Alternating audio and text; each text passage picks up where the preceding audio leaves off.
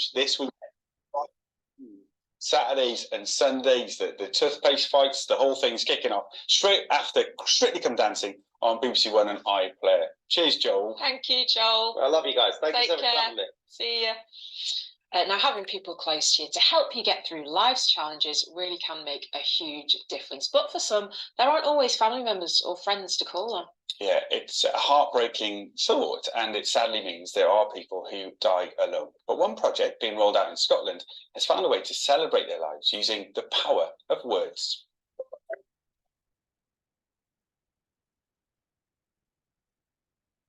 Celebrant Michael Hanna and poet Andy Jackson are getting ready for a funeral in Dundee.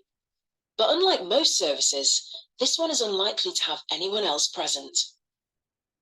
A lonely funeral is one where the person who has died has become disconnected with friends, with family, and there is no one to turn up. There was a project which began in the Netherlands where poets would take whatever information was known about these people and turn that into a poem, which was then read at the funeral. To make sure that everyone is given a respectful send-off, Michael and Andy are now offering them here in the UK. Lonely funerals, I think, are important because although there are not huge numbers, they do shed a light on issues of isolation in society. By chance, I was put in touch with Michael, and we decided we would try and do something locally. Could we emulate this Dutch project here in Scotland? As part of the process, they write a poem about the person's life. Today, I'm writing a poem for a gentleman called Henry. It is a difficult task writing about somebody when you haven't met them. In order to find out about Henry's character and details of his life, we are very much reliant on the people who we spent the last weeks, months, days with. So that in this case will be a care home. We know that he had siblings, but we think they are both also dead. He was aged 76. He liked simple things, so he liked fish and chips. After much thought, Andy puts pen to paper. Here are the remains of fish and chips. Simple fare that offers comfort in low times.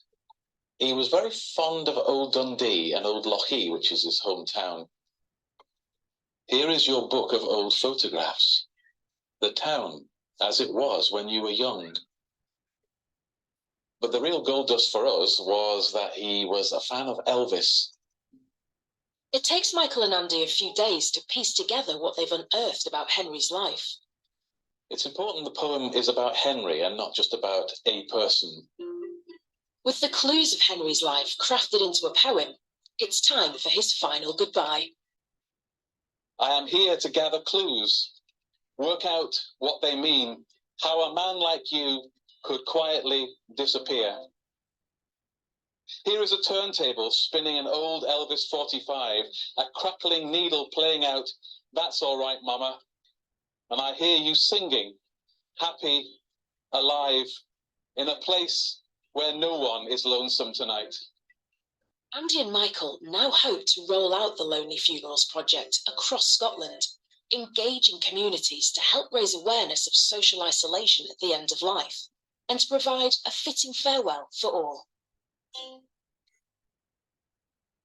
It's just such a wonderful project, that, and I think that is the key, to raise awareness about loneliness and get more people talking about it. It's so sad watching that. Those two guys are brilliant, aren't they? Really good, really good. Thanks for your messages today.